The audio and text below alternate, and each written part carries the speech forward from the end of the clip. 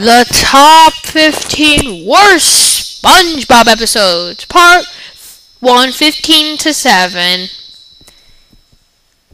Rules. I'm not counting TV movies, so don't expect Atlantis SquarePants. This is my list. I will do a votes list later. Number 15.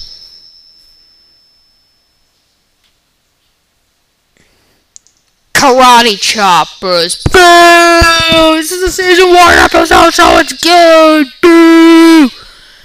Well, I'm not saying it's a bad episode. I'm just saying it's really bland, boring. That could be just me, because on almost every SpongeBob DVD I ever owned, this was on it. So you can say I've seen it a lot. So, yeah, and the animation's just bland, too. I know it's season 1, but, yeah. So, long story short, not a bad episode, nor is it good. It's just really bland, boring. Though it's very original, I'll give it that. But that still doesn't make up for the boredom in the 11 and a half minutes of my life I'll never get back. Number 14.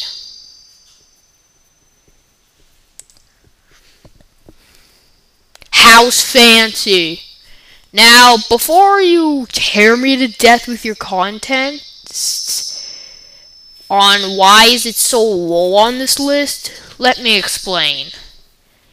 The CG animation in the intro was groundbreaking in terms of the show. I gotta give it that.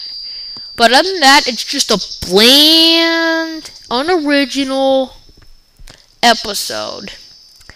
And it's probably one of the most violent episodes ever because of the you-know-what notorious scene with Squidward and the toenail. If you don't know what I'm talking about, watch this episode and you'll know what I'm talking about. The scene where Squidward and SpongeBob are trying to move the couch and it involves his toenail. Most of you'll probably know what I'm talking about. But yeah. The animation's nice. Disturbing? Yes. Unoriginal? Yes. Boring? Yes. Moving on. Number 13.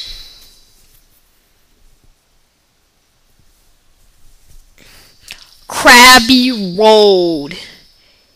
Yeah, this one's a cheat because this is House Fancy's sister episode. Yeah. And this was originally going to be higher on the list, on like 5 or 6, but after seeing it again, it's not as bad as I remember. Bland? Yes. Unoriginal? Yes. Annoying and generic? Oh, you must certainly think. Though, I gotta give him credit on trying to do a rock episode, opposed to the more Broadway-style musicals they did in recent years. I gotta give it that. So, Krabby Road, boring and generic, moving on.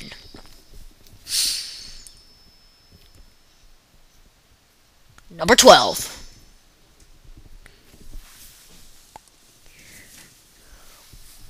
Wig-struck. Boo! This episode's good! Boo!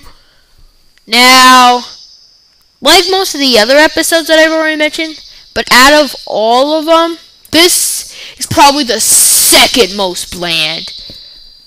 I'll talk about what the most bland is soon enough. It's unoriginal, boring, annoying, mean-spirited. The list goes on.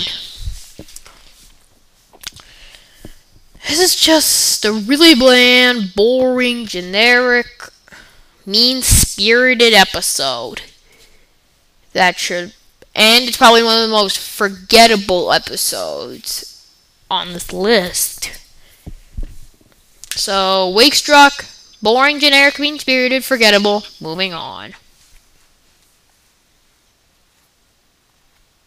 Number 11. Squid's Visit. This This is probably the scariest and creepiest episode ever. Watch this episode and you'll know what I'm talking about. Because it deals with such kid-friendly themes as stalkerism, obsession, what else?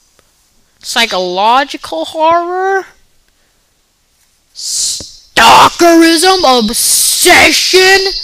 The list goes on. This is just a creepy episode. Probably the most, and this is probably the scariest episode ever. Even more scarier than Host for a Ghost, with the one with the Flying Dutchman, which is not going to be on this list because even though it was kind of scary, it was still a decent episode. But this, I'm not talking about this. Squid's Visit. Number 10.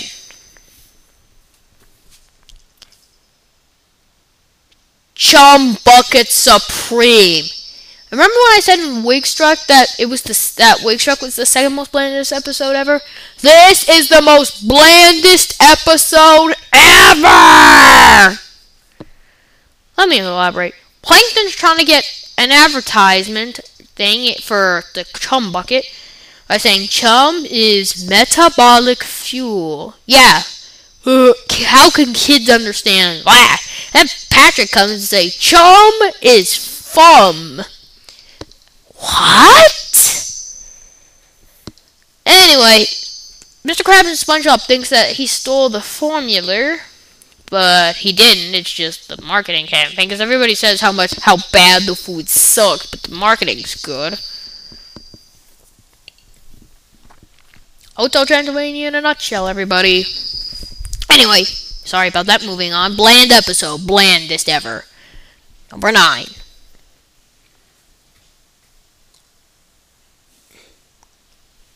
A flea in her dome. Oh my god. This is just a really annoying and generic episode.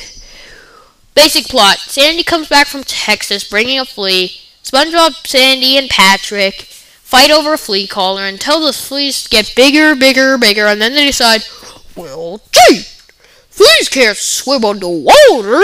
Why don't we just open Sandy's door? And then they just practically triggered the apocalypse with that. But hey, at least a flea's dead. Have you idiots ever heard of something as a fly swatter? So yeah, annoying, yes. Generic, yes. 9th worst in the series, absolutely. Not much else to say here. Number 8.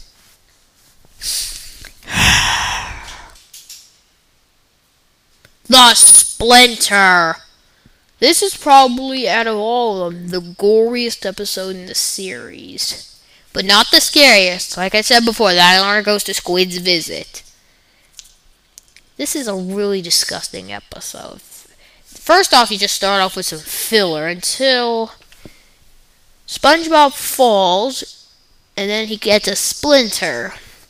And then Squidward says, if Mr. Krabs gets caught with you getting the splinter, you have to go home. But then he does whatever he can to hide, and then Dr. Patrick comes.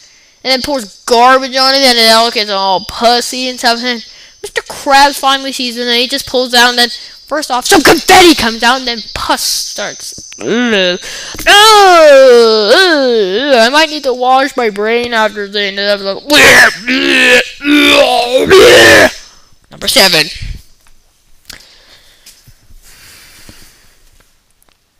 The Inmates of Summer.